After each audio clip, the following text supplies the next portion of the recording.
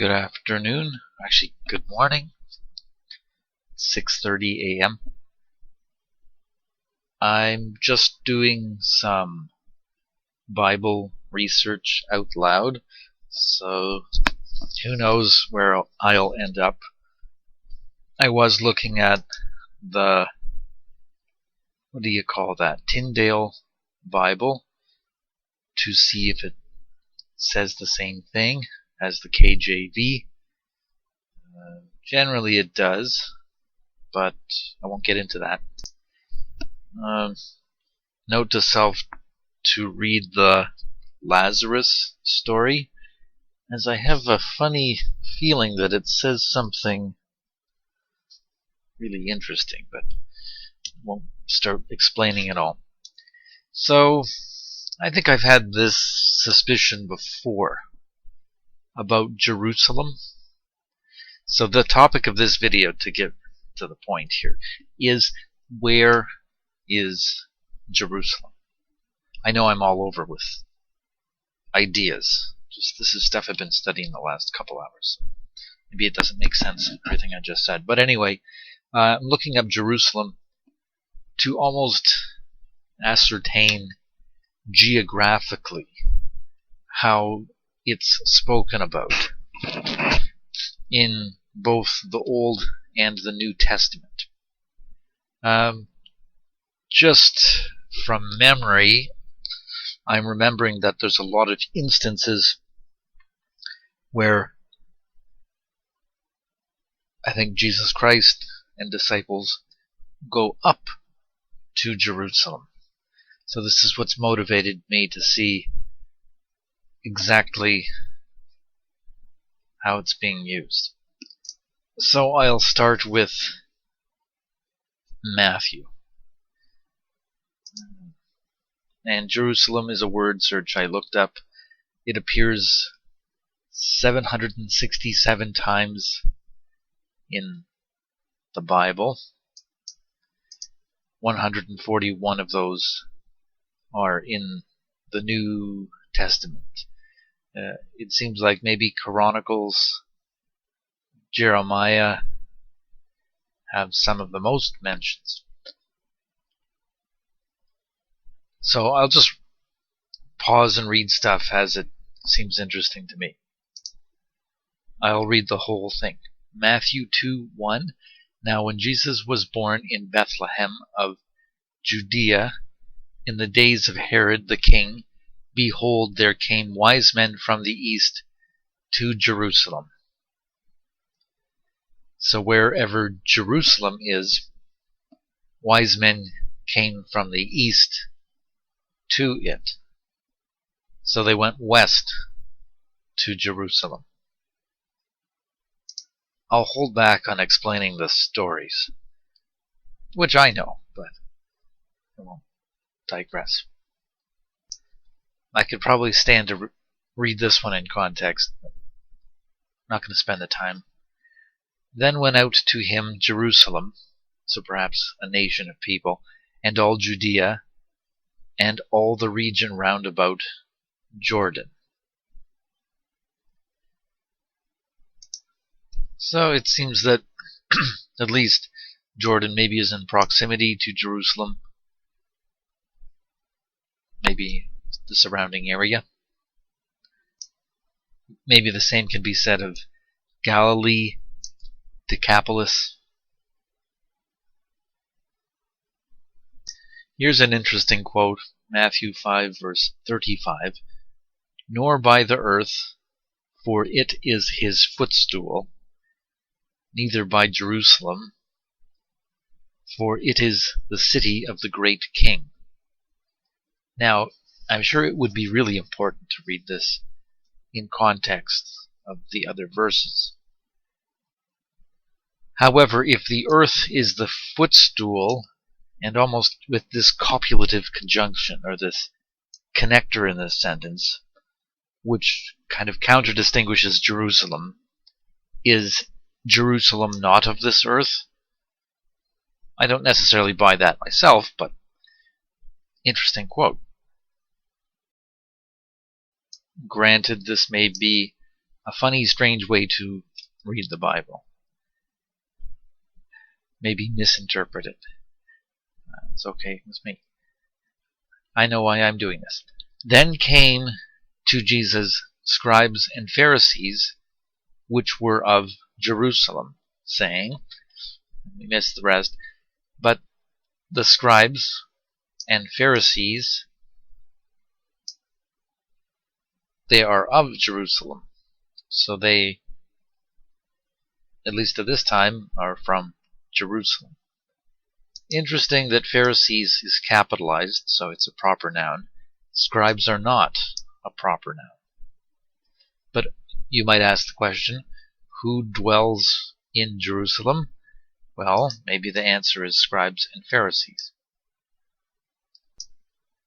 From that time forth began Jesus to show unto his disciples how that he must go unto Jerusalem and suffer many things of the elders and chief priests and scribes, and be killed and raised again the third day. So, again, this is not in context, but Jesus has to go into Jerusalem. At least at the time this was mentioned, he might not have been there.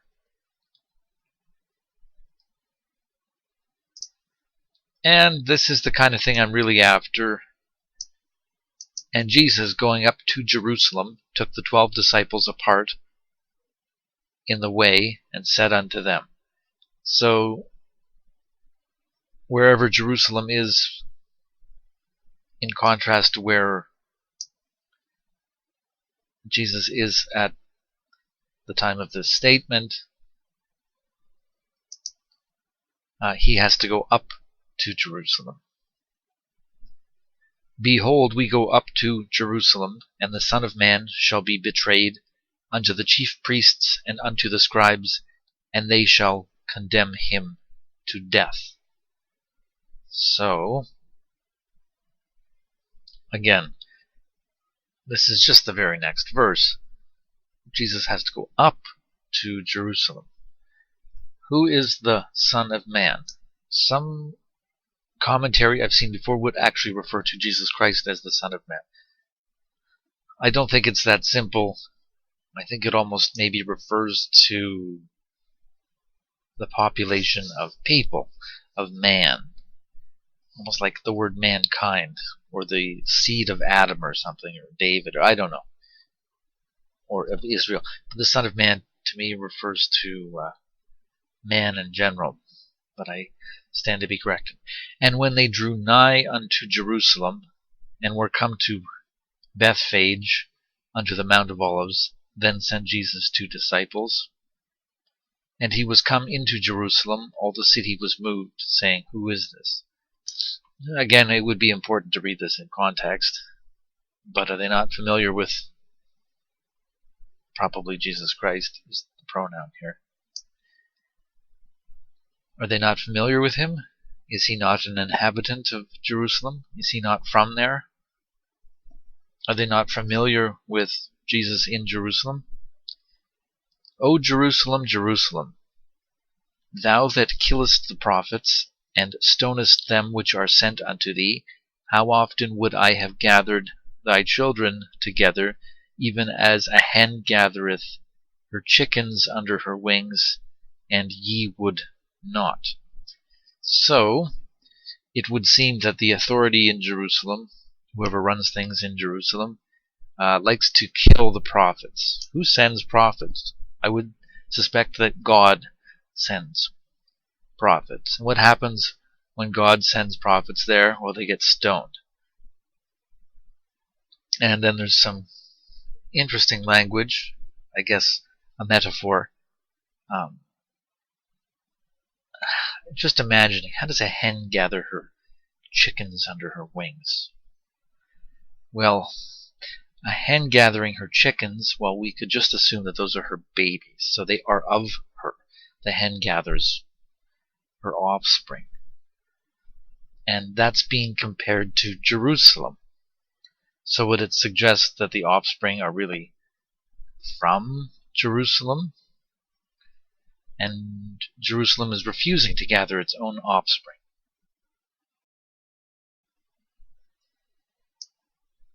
So then, still looking at this one, it's as if this is maybe even a reference to the children of Israel, which of course is, I would almost even argue, the main theme, the main storyline of the whole Old Testament is the people or the children of Israel, and scattered nations and all that. So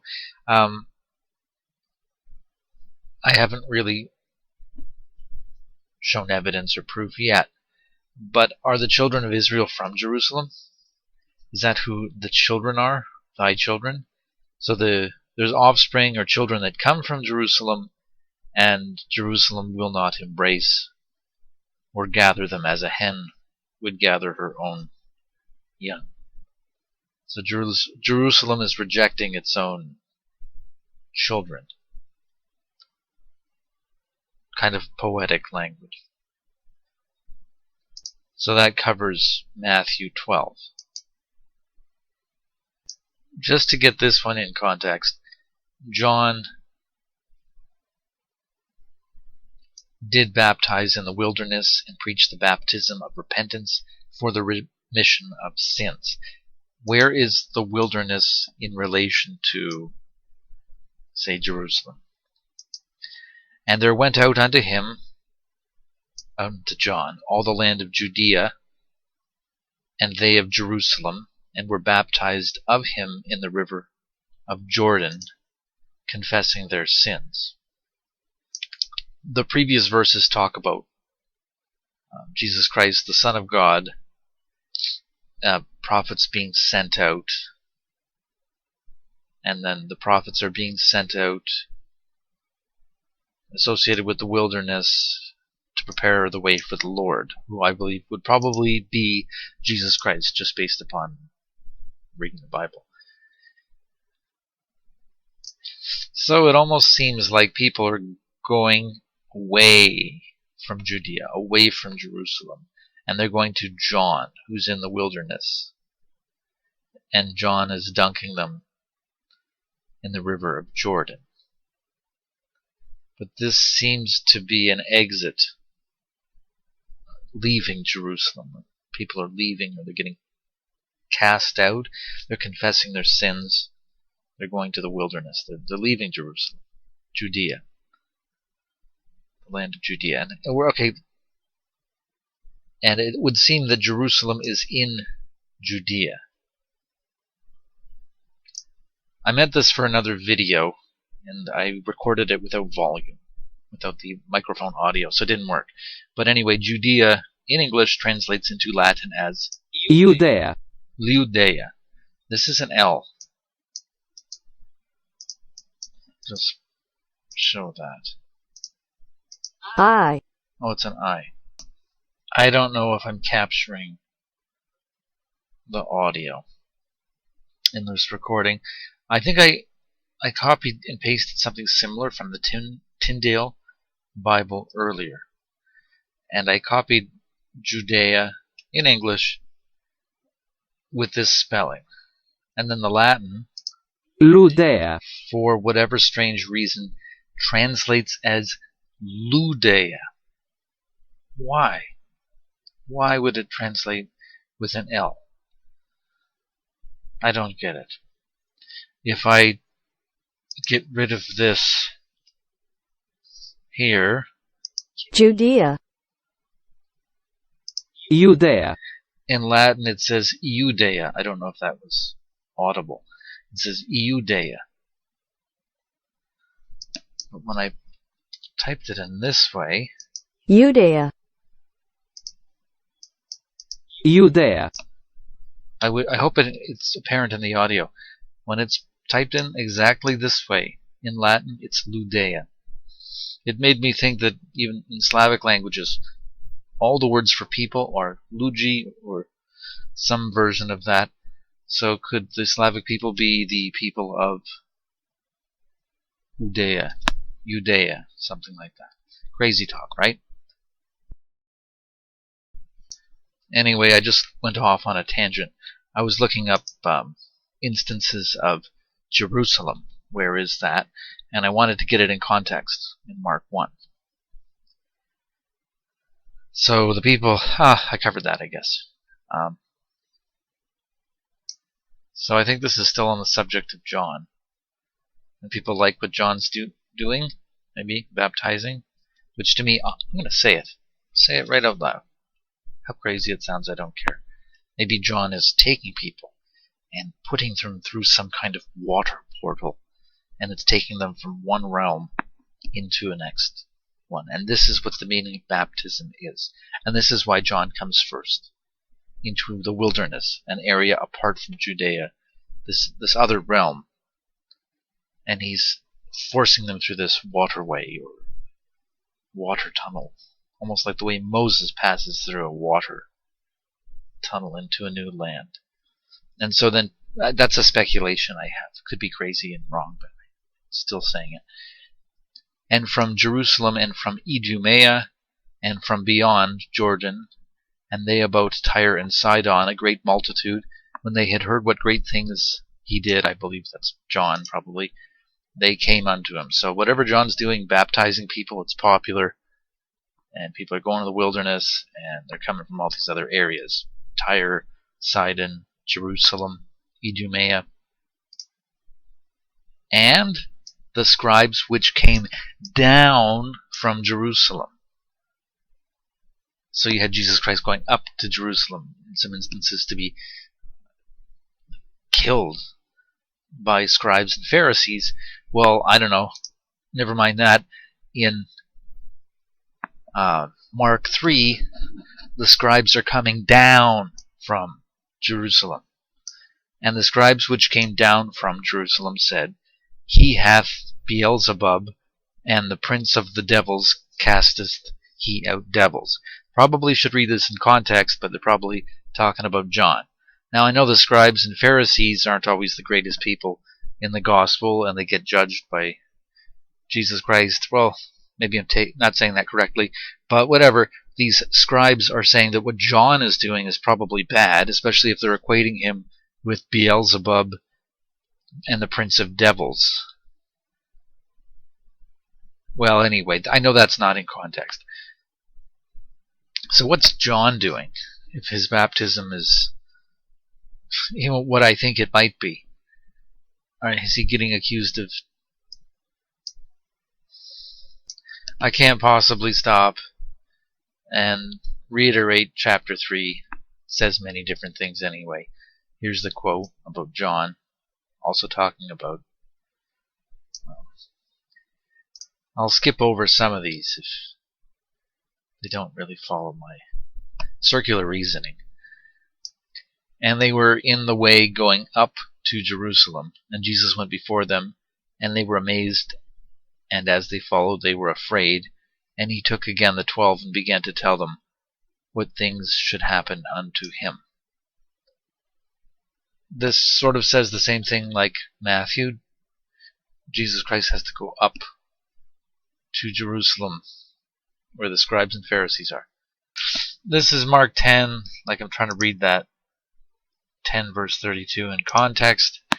The verse 10, or chapter 10 starts, And he arose from thence, and cometh into the coasts of Judea by the farther side of Jordan, and the people resort unto him again, and as he was wont, he taught them again.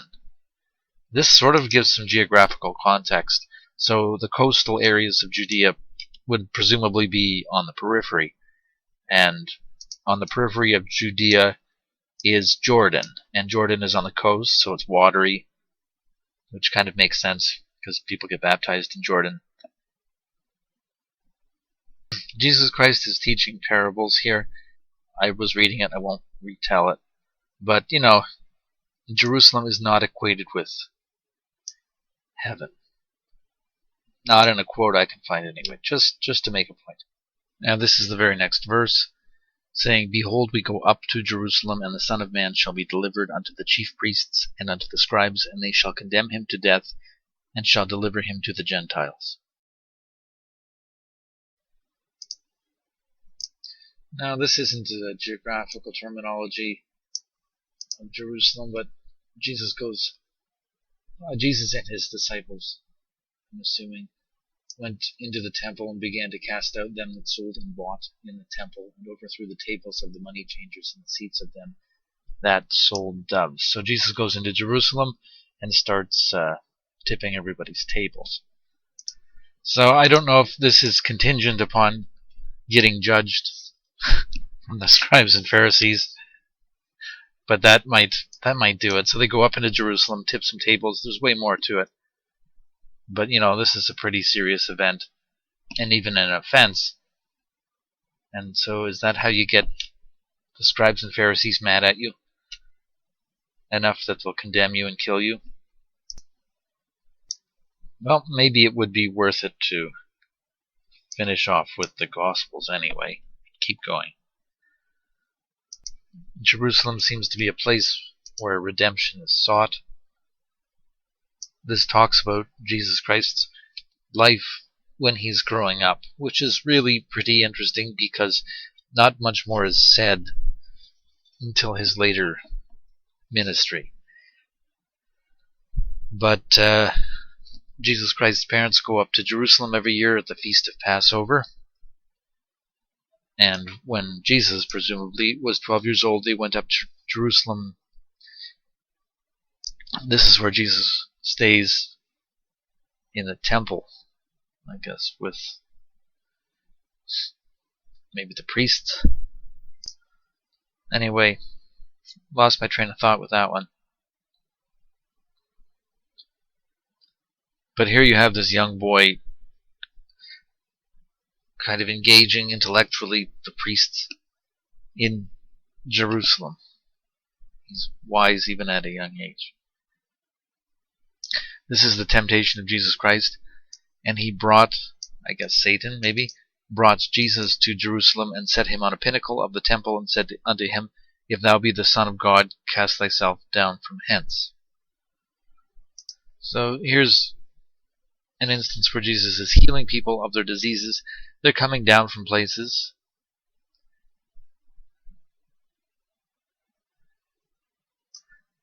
Mind you, it says, and he came down with them and stood in the plain. So that would suggest that every other place that is mentioned here in distinction is above the plain of where he came from. And a great multitude of people out of all Judea and Jerusalem and from the seacoast of Tyre and Sidon, which came to hear him. And Jesus Christ heals their diseases. But he comes down into the plain. And, well, anyway. So this next verse, actually it's connected with this one, is interesting.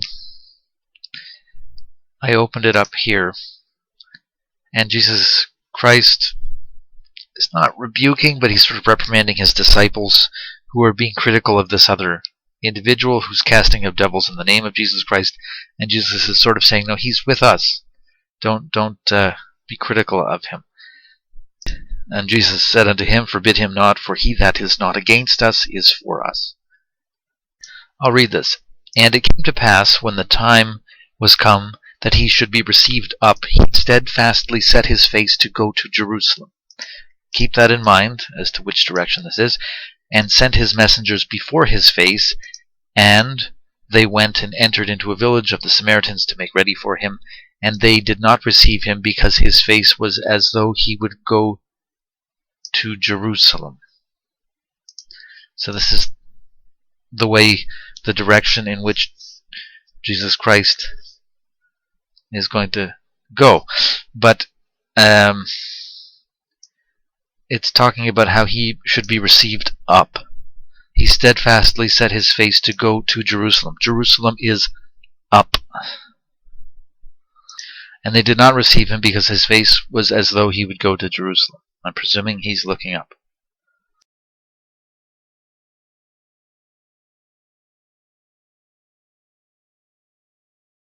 Now, I'm getting a little excited here, because this is actually validating what I've been saying in the next verse. And when Jesus' disciples, James and John, saw this, they said, Lord, wilt thou that we command fire to come down from heaven and consume them, even as Elias did?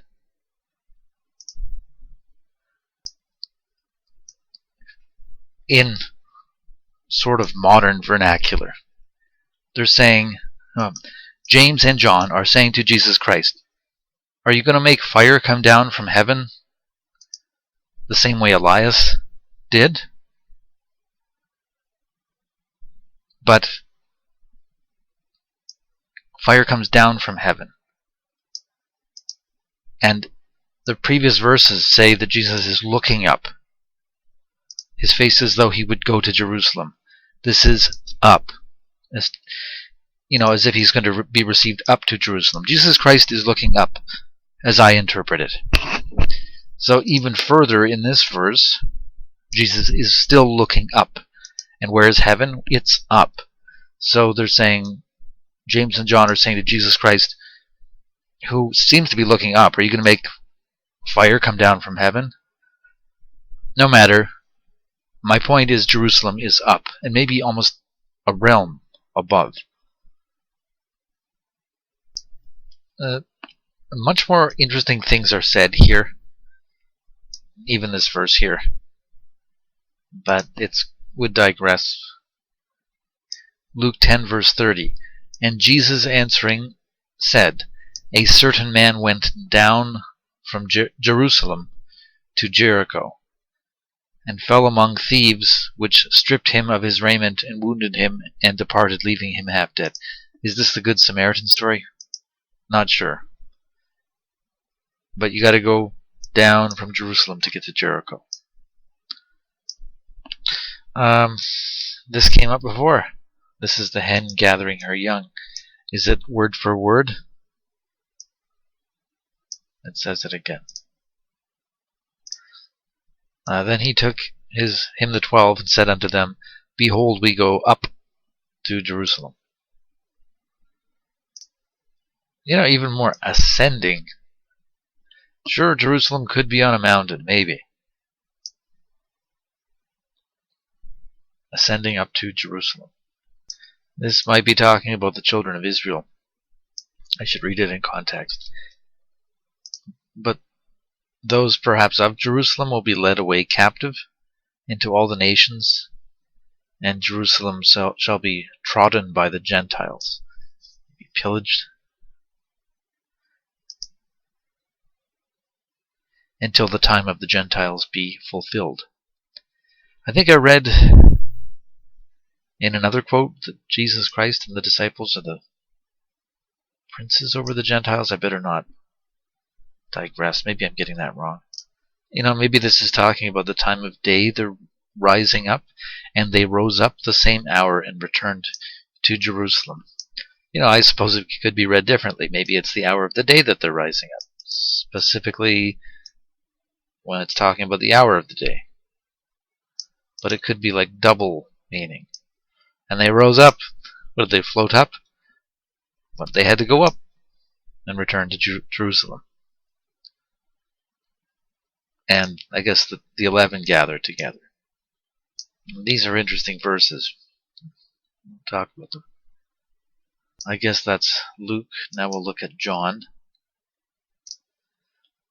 This is what I was reading today in the Tyndale Bible. When John makes an appearance in the wilderness and baptisms and things, and then the Jews send priests and Levites from Jerusalem. That could also be scribes and Pharisees, because I think I read a similar gospel with a similar phrase. Anyway, they're wondering who John is. I think they end up asking John where he's from. Which is interesting because it almost gets at maybe John's ethnicity, like what he is. But that's just speculation. And the Jews' Passover was at hand, and Jesus went up to Jerusalem. Interesting is talking about worshipping in the mountain, and yet Jerusalem is the place to worship. That stands to be investigated further. After this there was the feast of the Jews, and Jesus went up to Jerusalem. So how long is a furlong? Because a furlong is 15 of them from Bethany to Jerusalem. So 1 furlong is equal to 201 meters. So 15 furlongs is the equivalent of 3 kilometers. So it's about 350 kilometers to Toronto. Or 350 furlongs, excuse me. Well, if Bethany is that close to Jerusalem, I would say that Bethany's within walking distance. That might be a 15-20 minute walk. Just to make a point, maybe where I was kind of going with this in the first place, is that this New Jerusalem in Revelation, is it coming down out of the sky, which cometh down out of heaven from my God, and I will write upon him my new name.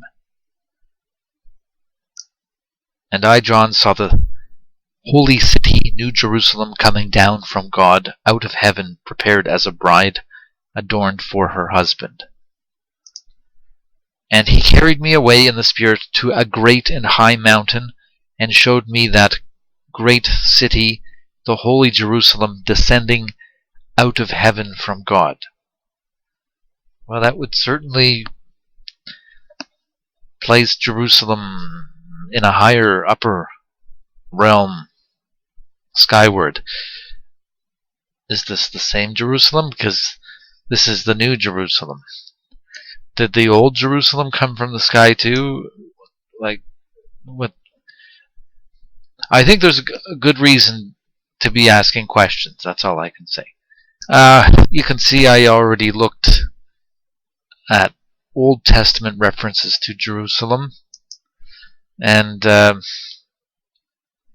all this warring kind of stuff. I'll say it.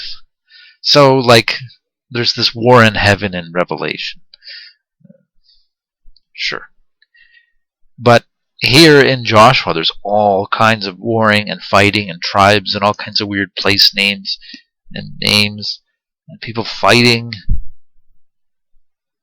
And Jerusalem is sort of involved in this. I don't think this is true, but it almost makes me think like the storyline of the war in heaven. Well, is that really just some kind of reiteration of what's taken place in, say, Joshua here? Maybe heaven is like a byword for some heavenly city anyway. The thing I noticed with the Old Testament references is nobody's going up to Jerusalem. They're just sort of at Jerusalem. This video is going to get really long, but maybe I can show this. So Joshua is the first 8 references of Jerusalem. Interesting that Genesis doesn't show up here, or at least the first 5 books. So, or maybe they're just alphabetical order here. Hold on. I don't know. Until I stand to be corrected, it doesn't seem that Jerusalem shows up in at least the first 5 books of the Bible. Am I correct to say that? No Leviticus, no Exodus. No Exodus. I'm not going to cover all the references of Jerusalem, just the ones that maybe give geographical distinction. Okay, Joshua 15:8. And the border went up the valley of the son of Hinnom unto the south side of the Jebusite. The name is Jerusalem. And the border went up to the top of the mountain that lieth before the valley of Hinnom westward, which is at the end of the valley of the giants northward. I'll read this next verse. Create a new video. As for the Jebusites, the inhabitants of Jerusalem, the children of Judah could not drive them out, but the Jebusites, dwell with the children of Judah at Jerusalem unto this day. Who lives in Jerusalem according to this? Quote, Jebusites. Jebusites, the inhabitants of Jerusalem. That would be an interesting word search. So here are the Jibusites. They show up in the first 5 books of the Bible, or like the beginning part. And they don't really make it into the New Testament. So what happened to the Jebusites? I guess Jibusi is in Jerusalem. Well, here's an interesting one. Now the children of Judah had fought against Jerusalem, and had taken it, and smitten it with the edge of the sword, and set it on fire. So this is interesting, because to me Judah and Jerusalem seemed synonymous. But here we have, at least in Judges, which is early on in the Bible, an instance where Judah is a specific group, the children of Judah, had fought against Jerusalem. So they're really not from Jerusalem, and they're fighting who's ever in Jerusalem, and they take it, and they smite it with sword, and they set it on fire. So is this like a hostile takeover of the Judah people against Jerusalem? It says the Benjamin people did not drive out the Jebusites that inhabited Jerusalem, but the Jebusites dwell with the children of Benjamin in the Jerusalem unto this day. So the Benjamites and the Jebusites are dwelling in this town of Jerusalem. But Jibus might be a person. But the man would not tarry that night, but he rose up and departed, and came over against Jibus. Oh, I guess that's a place, which is Jerusalem. Jibus, Jerusalem, synonymous here. Over against Jibus, which is Jerusalem, and there were with him 2 asses saddled. His concubine also was with him. Moving on to Samuel. So David took the head of the Philistine. Is it the David and Goliath story? I don't know. And brought it to Jerusalem.